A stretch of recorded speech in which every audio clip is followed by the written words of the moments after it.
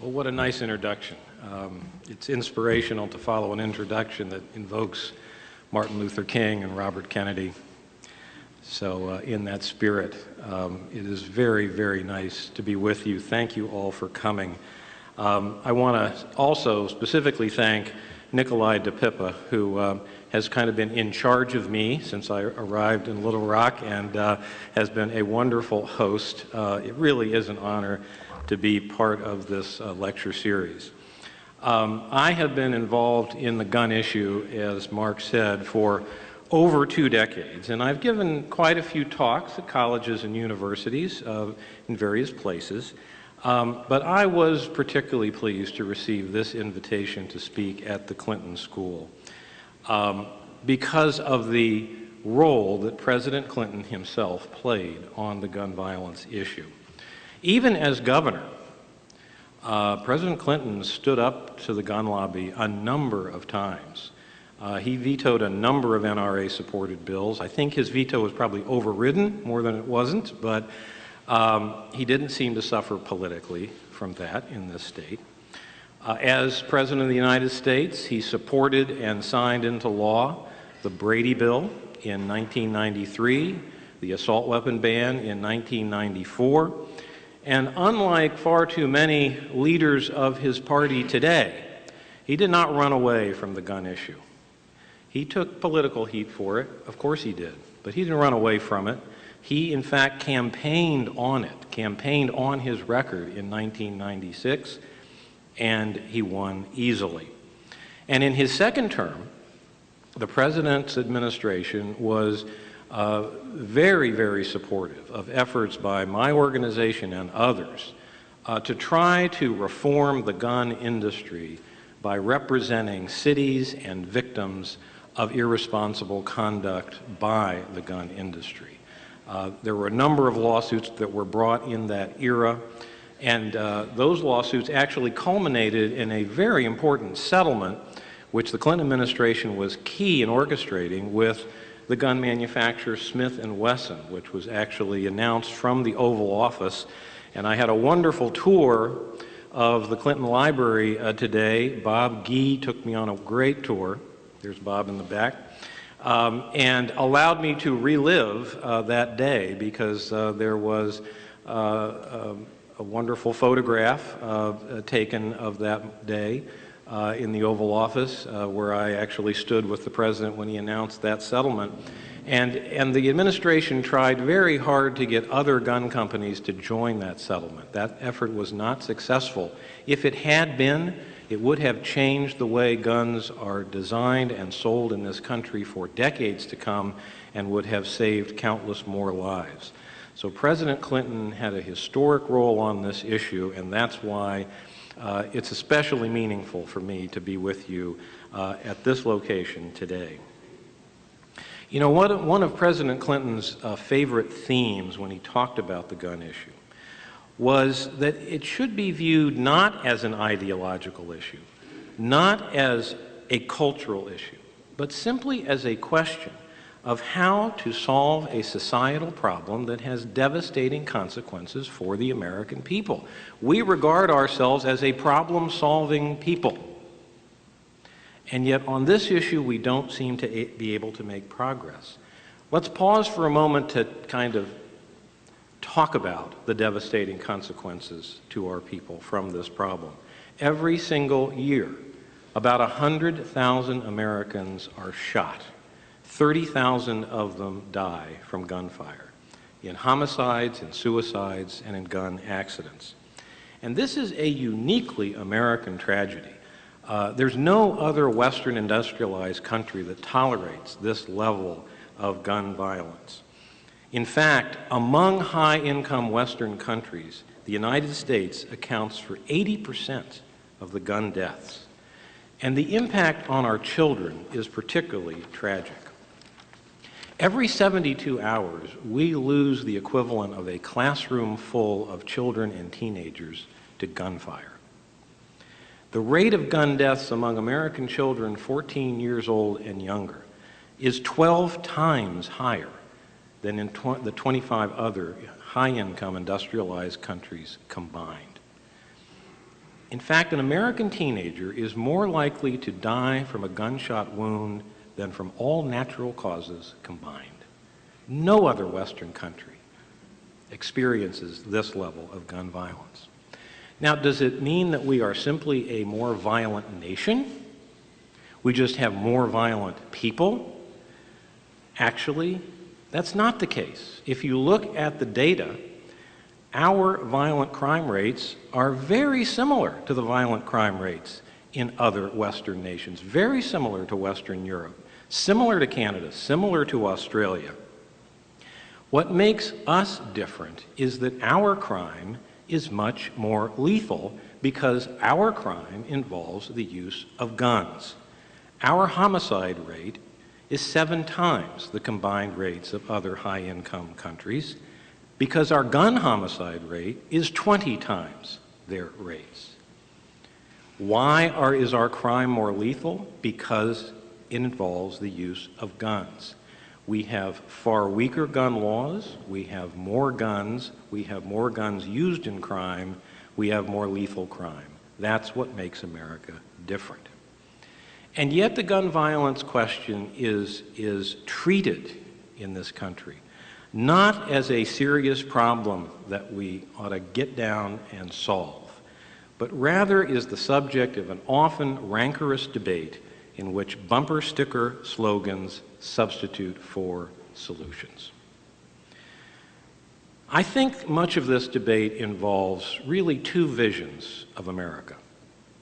One vision, the vision shared by the Brady Campaign to Prevent Gun Violence, is an America where responsible, law-abiding citizens can have a gun in the home for self-defense, for hunting, for recreation, but where there are reasonable laws in place to try to make it harder for dangerous people to get access to guns. There is an alternative vision. How many of you were here when Wayne LaPierre spoke? Do we have anybody who heard that? Yeah. Well, you heard a very different vision of America, and that is a vision of guns in every corner of American society. More guns on our streets, more guns in our restaurants, in our coffee shops, in our movie houses, at sports stadiums, college campuses, bars, churches, guns everywhere. Because these folks believe that when anywhere you are, the more law-abiding citizens with guns, the safer we are. They would tell you that if there were people who were armed in this room right now, we would all be a lot more safe than we are without them.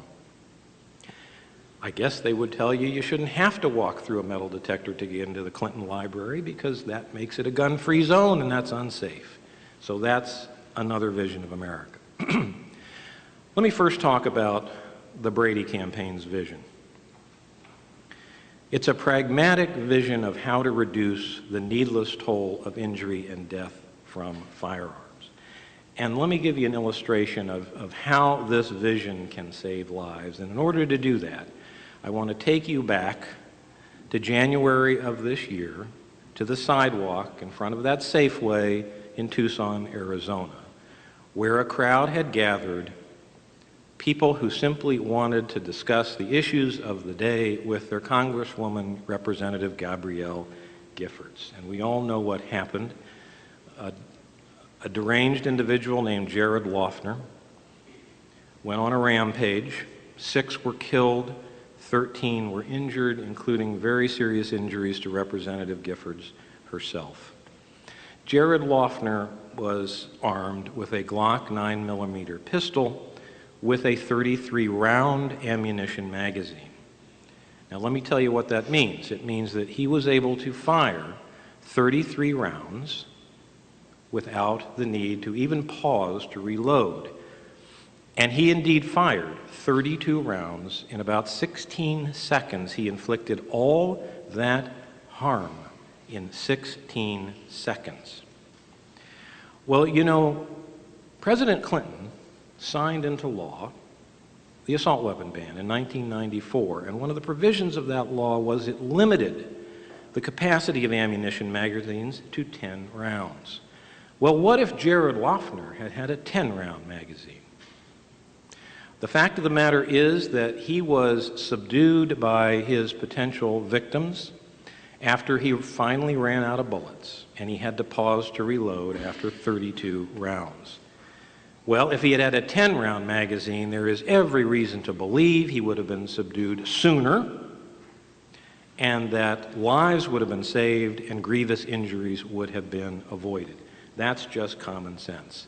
There is no reason to allow the easy availability of that kind of firepower to the civilian market. That kind of firepower should be restricted to the battlefield, and Tucson is a concrete illustration of how reasonable laws that once were in effect in this country could have saved lives. Let me give you another illustration. President Clinton signed into law in 1993 the Brady Bill. The Brady Bill mandates a background check on people who are buying guns from licensed gun dealers. Before Brady went into effect, a convicted felon could walk into a licensed dealer in most states in this country, lie on a federal form about his criminal record, and walk out with a gun. Made no sense. The Brady Bill took care of that, and since it was enacted, it has stopped over 2 million prohibited gun buyers from buying guns over the counter. Most of those convicted felons. The Brady Bill was one of the factors, not the only factor, but one of the factors leading to a historic decline in gun crime in the 1990s. And you can go over to the Clinton Library and they have the graph showing the decline in crime. They're very proud of it. The Clinton folks should be proud of it. Because in the years leading up to the enactment of the Brady Bill, gun crime rates were steadily increasing. Beginning in 1994, all that began to change and crime rates began to plunge. And during the first 10 years of the Brady law, gun homicides declined 37%, driving an overall decline in total homicides of 34%. And the absolute number of non-lethal gun crimes in the first 10 years of Brady plummeted 73%. That's really extraordinary. 73%. So the Brady Bill was a tremendous success. The problem with it is that it only applies to gun sales by licensed dealers. It doesn't apply to sales between private citizens, and the experts tell us that about 40% of gun transactions occur between private citizens where the background check law does not apply. Many of those sales occur at gun shows. In fact, I'm sure you can go to a gun show in the state of Arkansas any weekend, and you will see licensed dealers selling their guns and doing their background checks, and then right next to them, you'll see a table set up by someone who says, I'm only selling from my private collection. I'm not in the business of selling firearms, don't need a license, don't need to do a background check. Oh, you don't want a background check before you buy your gun? Come over and talk to me. And there have been lots of undercover videos by various folks that have documented that this happens in gun shows every weekend, probably in every state of the country. In fact, the Columbine shooters were very well aware of the gun show, of this gun show loophole, and they exploited it. That's how they got the guns used to massacre their classmates. Now, we believe that it simply makes sense to extend Brady background checks to all gun sales. Whether they happen at a gun show or not, all gun sales. Our public policy should be no check, no gun, no excuses. Simple as that. But our opponents in the National Rifle Association oppose that vehemently. And I got to tell you, the American people support our vision of America on this issue. 86% of Americans, according to a recent survey, including 81% of gun owners, think there ought to be a background check for every gun sale, not just those from licensed dealers. It illustrates this doesn't have to be this huge, rancorous cultural divide. There is a great deal that we can agree on if we start to view this as a problem that needs to be solved, lives that need to be saved. Well, let me switch gears for a moment and talk a little bit about Wayne LaPierre's other vision of America, and that is the vision of guns everywhere. The NRA is working towards an America where there is literally no place you can take your family, you can take your children, and avoid the guns. They're working for an America where people would have guns here today at this gathering. They began taking us down this road about 15 to 20 years ago when they started to work in state legislatures like Arkansas's to make it easier for people to get licenses to carry loaded and concealed weapons. And in the majority of states, they were successful in getting what we call shall issue laws passed, which means if you can pass a background check that shows that you haven't committed a felony or other serious offense, and you can be a legal gun owner, you can also be a legal concealed carrier. Those laws eliminated systems in which the police had some discretion. You could pass the background check, but the police could give you more scrutiny and could look into your background, and if you had a history, for example, of alcohol abuse or a history of drug abuse or a history of domestic violence, but never rose to a felony conviction, so you were still eligible to have a gun, they had discretion to say, okay, it's one thing to give that fella a gun for his own recreational use. It's another thing to give him a license to carry a loaded and concealed weapon in public places, and we're not going to do that. But the NRA was successful in doing away with that police discretion, and so now 40 states have these shall issue systems. Although 1/3 of the population still lives in states that give the police discretion, have more restrictive systems.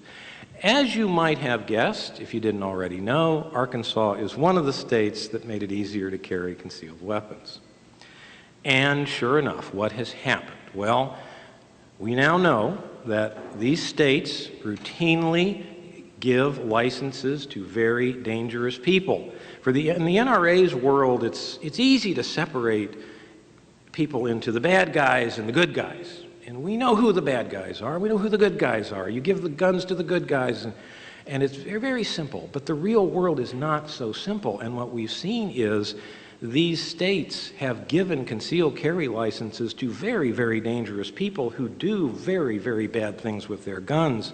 In the last 4 years alone, there have been over 300 people murdered by these legal concealed carry holders, including 11 victims who are law enforcement officers. And there probably are a lot more, but what tends to happen is when there's an expose of one of these shall issue systems by the press, the NRA jumps into the state legislature and gets a law passed to have the record sealed so that we can't know who has a concealed carry license and we can't know if dangerous people are getting those licenses. Well, having made it easier to get concealed carry licenses, then the gun lobby went to the next step, which is to increase the number of places where you can carry your concealed weapon. And so they're pushing laws to allow guns in bars, guns in churches, guns in airports, guns in public parks, guns in parking lots where you work, guns everywhere. In fact, the hottest issue at the state level now is the NRA's campaign to allow people to carry, students included, to carry concealed weapons on college campuses. This is where they're going now. They think if a kid has a concealed carry license, he ought to be able to bring that gun into the dorm, into the cafeteria, into the sports stadium, into the Friday night fraternity keg party. Wherever it's legal for him to be, he can carry his gun. And the NRA also filed a lawsuit in the state of Texas arguing that 18-year-olds have a constitutional right to carry a loaded and concealed weapon. So we're talking about freshmen here in the NRA's vision of America carrying guns in their classrooms and into the Friday night keg party. Well, we have been able to defeat these bills 65 times in 32 different states in recent years, including some pretty tough states. We beat them in Texas, we beat them in Louisiana, and guess what? So far, we beat them in Arkansas. Because university administrators, professors, students, people who are in charge of campus security, they all agree this is a terrible idea. So we're going to keep fighting that fight. At the national level, the hottest issue right now is legislation that has been introduced that would force states to recognize the concealed carry licenses issued by other states. We call this, which is H.R. 822, it's going to be coming up for a vote in the House of Representatives soon, we call it the Packing Heat on Your Street Act. That's not the name given by the sponsor of the bill, but that's the name we think is appropriate for it. And this isn't just a public safety issue, this is a states' rights issue. Any member of Congress who purports to be in favor of the prerogatives of states against an overreaching federal government ought to oppose this bill. Let me give you an illustration. Arkansas, as I said, has one of these permissive shall issue systems. They give out a lot of concealed carry licenses in this state, but there are some restrictions. Under Arkansas law, for example, you got to have a certain amount of training. You can't get a license if you've voluntarily committed yourself to a mental institution, or, for example, if you're a chronic abuser of alcohol. Now, those two conditions would not disqualify you in a lot of states. They don't disqualify you from gun ownership under federal law, but Arkansas does have these restrictions. But under this bill, Arkansas would be powerless to enforce its own state laws against somebody from Texas who has a CCW license from that state, may not have those requirements. He can carry his gun into Arkansas. Arkansas police can't do a darn thing about it, even though Arkansas residents are subject to those restrictions. This makes no sense, particularly given the fact that these states with permissive systems have been granting licenses to dangerous people, so now you want to give those people the right to carry their guns anywhere in the country? That's what this legislation would do. Needless to say, we think the Arkansas delegation should stand up against this piece of legislation, even if they're in favor of concealed carry, which they probably are. But they ought to at least be in favor of allowing a state to enforce its own restrictions, which the state has decided are necessary for public safety. Those restrictions ought to be enforceable against these concealed carriers from Texas and other states. The premise of this guns everywhere ideology is if law-abiding citizens have guns, they're going to deter criminal attacks from the bad guys, and they're going to enable the good guys to shoot back when the attacks occur. Well, how does this work out in real life? Well, I want to take you back to Tucson again, back to that sidewalk in front of the Safeway in January, and you got to realize Arizona is a state where the NRA's vision of America has essentially been realized. Arizona has virtually no gun laws. The Brady Campaign rates state gun laws. We give Arizona a big fat 0. We give Arkansas a 4 out of 100. We give Arizona a big fat 0. So they liberalize their concealed carry laws. There are lots of concealed carriers in the state of Arizona. Did they deter that attack? I don't think so. And was there a concealed weapon holder who was able to shoot back and prevent that death and injury that occurred? Apparently not. In fact, there was a law-abiding concealed carrier on the scene. His name was Joseph Zamudio. And Joseph said that he drew his gun when he saw all the commotion, heard the shots, and he said he was going to shoot the first person he saw with a gun.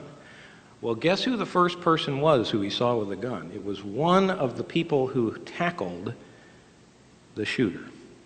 He took his gun away, and Zamudio almost shot an innocent person. Had the good judgment not to, but almost did. The other thing you have to realize is that according to Arizona law, Jared Loughner was a legal concealed carrier up until the moment he pulled the trigger. He passed a background check. He conformed to Arizona law, which is so weak, he didn't even have to get a permit. in Arizona, no permit. He was a legal gun owner, so he was a legal concealed carrier up until the moment he pulled that trigger. Another illustration of how the world is far more complicated than good guys and bad guys, and we know who they are, and they never change. The American people do not support this guns everywhere vision of America. One survey last year showed 57% of registered voters feel less safe when they learn that people can carry loaded concealed guns in public. Only 37% feel more safe. How's the state of Arkansas doing on this stuff? Well, very weak gun laws. It actually ranks 5th in the nation in per capita gun ownership. High rate of gun ownership in Arkansas. So all those guns and all those concealed carriers, there must be no crime in this state. Criminals in this state must be cowering in fear of these law-abiding citizens, right? No crime. Go into downtown Little Rock, no problem, right?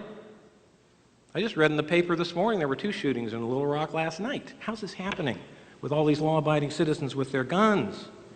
And in fact, Arkansas ranks in the top 10 in the country of all of our states in the violent crime rate, in the homicide rate, and in the gun death rate. Top 10. So Arkansas has bought into this vision of guns everywhere, and it's not working out very well. Well, what about the Second Amendment? I'm sure that you folks who were here for Wayne LaPierre heard a lot about the Second Amendment and the absolute right to have a gun for self-defense. Well, you know, we had a Supreme Court case on this issue about 3 years ago. It was called District of Columbia versus Heller. And it is widely misunderstood because the Heller decision is far more consistent with the ideal of reasonable gun regulation than it is with the ideal of guns everywhere. And people don't understand this. Heller, for the first time in American history, did recognize an individual right to have a gun in the home for self-defense, but it is a very narrow right. Justice Scalia, who is not exactly hostile to guns, he's one of Dick Cheney's hunting buddies, and he survived to tell about it. He wrote, "This is a right of law-abiding, responsible citizens to use arms in defense of hearth and home." Right of law-abiding, responsible citizens, implying we can have reasonable regulation in place to keep guns out of the hands of those who would misuse them. And it's a right to defend your home. No right to carry guns in public. Furthermore, even with that narrow right, it's a highly qualified right. Justice Scalia wrote, "This right is not unlimited." He says, "Nothing in our opinion should be taken to cast doubt on," and then he lists some very broad categories of long-standing gun laws that he says are still presumptively legal even under the new right. He says, for example, laws placing conditions on the sale of guns. That could be background checks, it could be registration of gun owners, it could be licensing gun owners. He says laws banning especially dangerous and unusual weapons. That could include machine guns, assault weapons, high-capacity magazines that turn an ordinary pistol into a high firepower gun. Laws regulating storage of guns to prevent accidents. These are the kind, and those are just examples that he gave of the kinds of laws that remain presumptively legal under this Heller decision. And, he says, among the categories of long-standing gun laws that have long been upheld by the courts, he mentions, quote, prohibitions on carrying concealed weapons. This is Justice Scalia in the decision that declares an individual right to have a gun, saying we've had long-standing prohibitions on concealed weapons, not simply licensing them, prohibitions that would still be presumptively legal. And that's why, since Heller, although there has been an avalanche of lawsuits contesting gun laws, some by the gun lobby, a lot of claims by criminal defendants, challenging indictments and convictions brought under those gun laws, 400 of these challenges At least 400 have been filed. The courts have consistently upheld a wide variety of gun laws, including restrictions on concealed carry. So there's no constitutional imperative here moving us to this guns everywhere ideology. And there's nothing in the Second Amendment precluding reasonable regulation. Let me end by saying this is not a constitutional issue. It really isn't. It shouldn't be a cultural issue. It shouldn't be such an ideological issue. It is an issue where a substantial majority of the American people support the vision of reasonable regulation. But we have, unfortunately, an extremist minority represented by a very intimidating, well-funded lobby that consistently frustrates the will of the majority on this issue. So you ask, why? Why does this happen? Let me go back to President Clinton. I said one of his themes was gun violence should not be viewed as an ideological issue, but as a problem to be solved. And on the 10th anniversary of the Brady Law, he gave a wonderful speech. I was in the audience that day, and he returned to that theme. And this is what he said. The gun issue, he said, is all about getting people to stop thinking, ignoring the human consequences of a practical problem. But the consequences here are quite severe because the landscape of our recent history is littered with the bodies of people that couldn't be protected under sensible gun laws that wouldn't have had a lick of impact on the hunters and sportsmen of this country. You can almost imagine him saying it. I can't do the accent. I wish I could. But it says it all, doesn't it? The bumper stickers that we hear are designed to shut down reasonable thought designed to get at a solution to a problem. And I would submit to you that we can no longer afford to allow ideology or bumper sticker slogans or political intimidation by a well-financed lobby to distract us from seeking real solutions. We have simply lost too many of our fellow Americans, and particularly far too many of our children, to allow this to continue. Thank you so much for listening.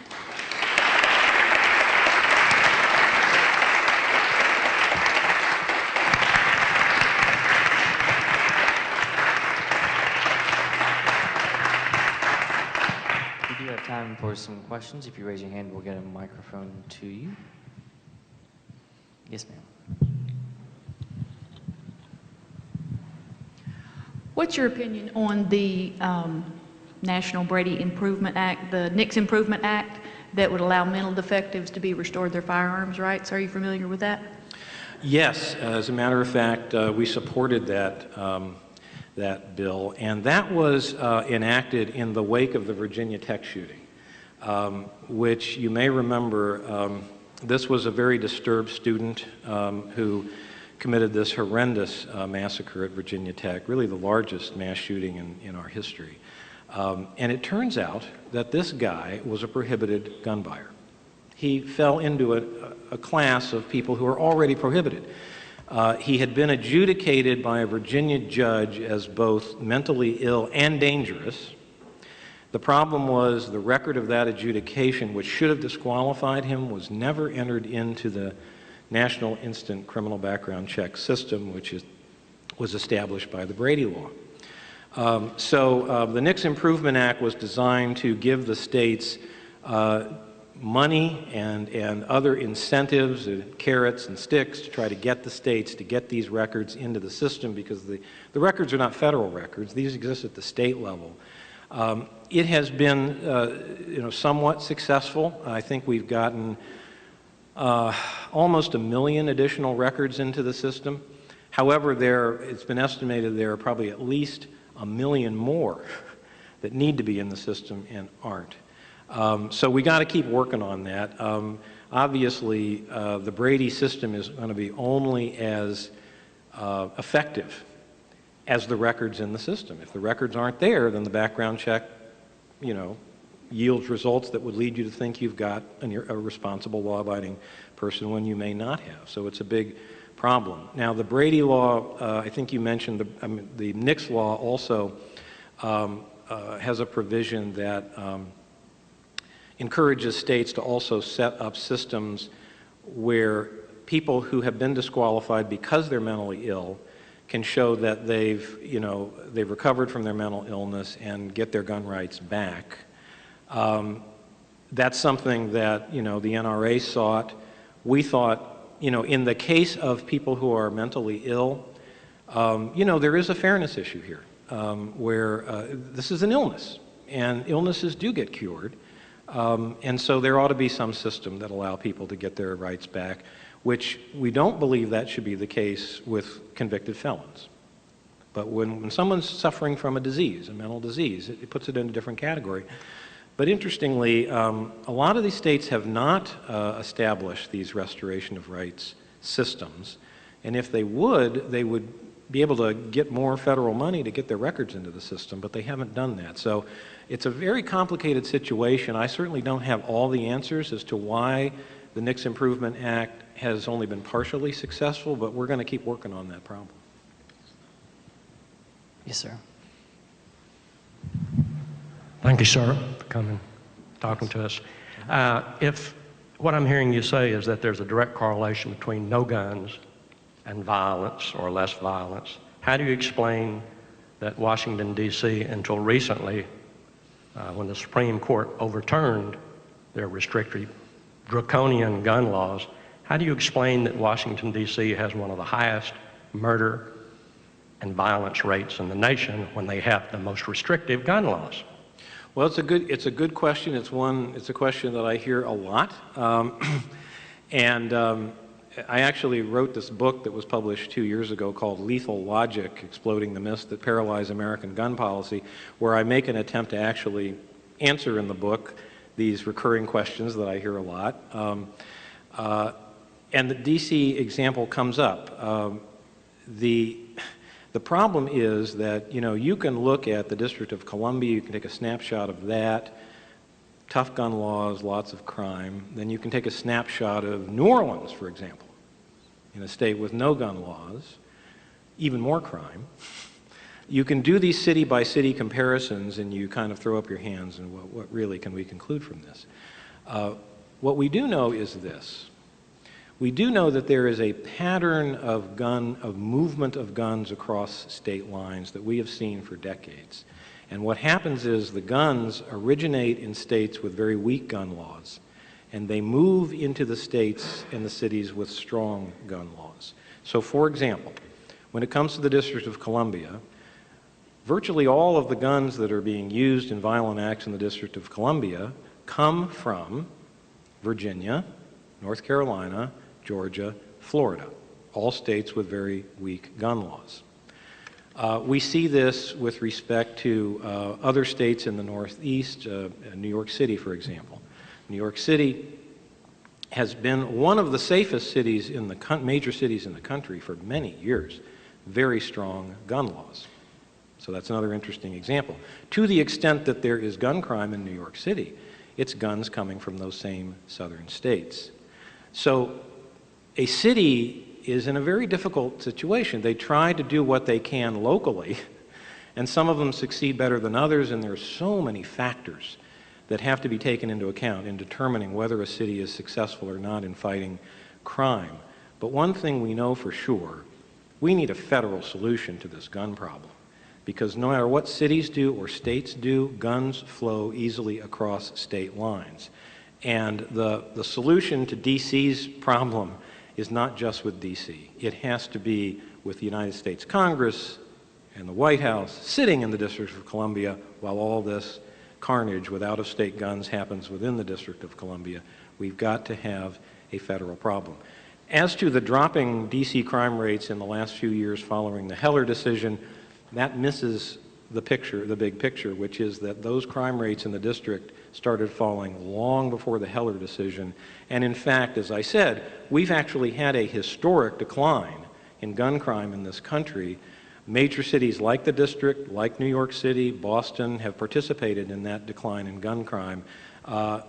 the police chief in the District of Columbia, Chief Kathy Lanier, got so frustrated with these constant statements by people that, oh, see, Heller happened and then DC crime went down. She actually wrote a letter to the editor of the Washington Post saying, people, come on, get real. It wasn't the Heller case. Our crime's been going down for many years, just like other major city crime has been going down. So you do have to look at the big picture. Maggie. We'll go to you next. Have you had the opportunity to read Adam Winkler's book? I just Gunfight? finished it, yes. And I'd love your comments on it. This is a very interesting new book called Gunfight by a UCLA law professor named Adam Winkler. And he is, he's trying to kind of walk the straight line right through the middle, and I think he's trying to say things that I won't like, and he succeeded. And he's trying to say things that Wayne LaPierre won't like, and he really succeeded there. So I think it's a very interesting, excellent book, and I do recommend that you all read it. I don't agree with some of what he says, and particularly it's the positioning of the gun issue. He basically says, well, you got these extreme pro-gun people, and then the gun control people, well, they're extreme too, and they're just shouting at each other, and you know, we ought to come together in the middle. And he does make the point that the Heller decision itself allows a lot of gun regulation. He makes the point that American history makes the case not only for the right to bear arms, but for gun regulation, because we've had gun regulation since the founders. We had gun regulation in Dodge City, where you had to check your guns with the sheriff when you walked into town, which is not the way most of us view Dodge City or those western cowboy towns. So he does document all of this, but the positioning of this as too extreme, shouting at each other, I have a very different view of the matter. As I said in my remarks, I think really what we have here is a middle ground where the debate has been for many years. Very few people, very few advocates are advocating a ban on handguns or other extreme measures. The debate is really about the middle. And what we have here is a majority of the American people basically agreeing. They agree that there ought to be background checks on all guns. They agree, for example, that if you're on the terrorist watch list and you're disqualified from getting on an airplane, you ought to be disqualified from buying a gun. But guess what? You're not. You can be blocked from getting on an airplane. You can buy as many AK-47s, semi-automatic assault weapons, as you want. Now, that doesn't make any sense, and when they poll NRA members about that, they say that doesn't make any sense. There's a lot we can agree on here. This is a really odd public policy issue where we have this consensus in the middle, and it cannot be enacted into law. It's like our system has broken down. The voice of the people doesn't get heard. What gets heard is the intimidating voice of these pro-gun extremists backed by the NRA with these weak-kneed politicians in Washington and state legislatures not listening to the people and what they want, but scared to death of this gun lobby. We don't have enough politicians like President Clinton who could veto NRA bills in Arkansas and get reelected because he knew how to talk about this issue, for one thing, in a way that reassured gun owners, and he understood that it really should be regarded as a devastating social problem that needs to be solved. So we need more politicians like Bill Clinton right now. Maggie. Thanks. Hello, my name is Maggie Carroll. I'm a student here, and thank you so much for coming. My question is in regards to, you were talking about the middle, and in your talk discussed that. Has there been a lot of active campaigning with these hunters or people who want a gun in their home, more down the middle, majority of Americans that don't want the extreme views? Has there been work done with them and campaigning with them on these issues? Well, it's a really good question, and yes, we have tried to do outreach to more moderate gun owner groups. Here's the problem. The problem is that the NRA is very, very good at the tactics of fear. They have really patented these fear-inducing techniques. They have done their focus groups, they've done their polls, they know exactly how to touch the right chords of American gun owners to get them fearful. And in my book, Lethal Logic, I devoted an entire chapter to the so-called slippery slope issue, which the NRA uses the slippery slope style of argumentation really effectively with gun owners, because what they will say is, Henigan will talk about background checks all he wants. He's not really interested in background checks. He's interested in taking away your guns. And so they want to recast the debate to be, because if the debate is about issues like background checks, they lose. They lose among their own constituency. But if they can shift the terms of the debate and convince the average gun owner that it's not really about sensible laws to keep guns out of the hands of dangerous people, it's about a slippery slope. Everything we do in reaction to something Henigan advocates just gets us a step further down the slippery slope to what he really wants. And they're just very skilled at using that and really inducing fear in their members. And it's, you know, we have not done an effective enough job of countering that. And that's, President Clinton was extremely effective. You know, he had the accent, you know, he was a hunter himself. He had credibility on this. And he could say, as he said many times, he's actually quoted, I saw the quote again at the Presidential Library, as saying, you know, the Brady bill has saved countless lives, and not a single hunter lost a day in the duck blind because of the Brady bill. And he's right. So we need to do a better job of that. We have time for one more. Thanks for coming. I'm Paul, I'm a graduate from here. You said that you didn't believe this was a cultural problem and that we're more of a solving a problem, not a cultural issue. But it seems like our justice system is retributive. We honor an ancient tradition of retribution for wrongs. And it goes to the very heart of really who we are as people. And thus, it seems like you're fighting against the justice issue where people that want retribution want to be able to have weapons. And isn't the problem you really should be facing is the issue of our broken justice system? That we had a speaker here 5 years ago, Bishop Rushyahana from Rwanda, and he spoke to us about Gacaca and the restorative justice system that went on in their country despite genocide of almost 1 million people. Isn't the better, more holistic kind of way of addressing this issue addressing our justice system in this country?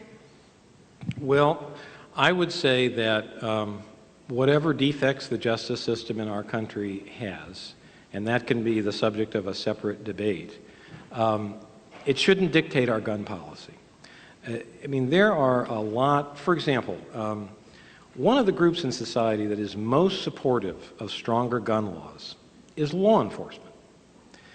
And these are police chiefs and rank and file who, they're not arguing for patting criminals on the head and sending them on their way. They're the folks who want to put them in jail, throw away the key. But they also say that it's not only about retribution. It's not only about incapacitation. It's also about prevention.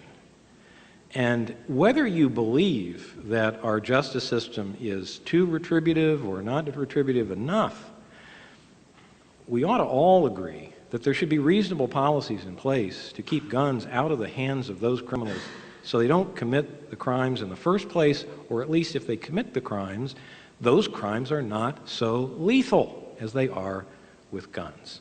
So the fact that, you know, we have supporters who are clergy, who argue against the death penalty, argue against a lot of retributive criminal justice policies, allied with very hard-nosed law enforcement, suggests that this issue doesn't have to fall along those ideological lines. And I got to tell you, the day that President Clinton signed the Brady bill, I was in the White House, I heard his speech, and there were lots of very hard-nosed, crusty law enforcement officers in that room, and he brought them to tears. He really did.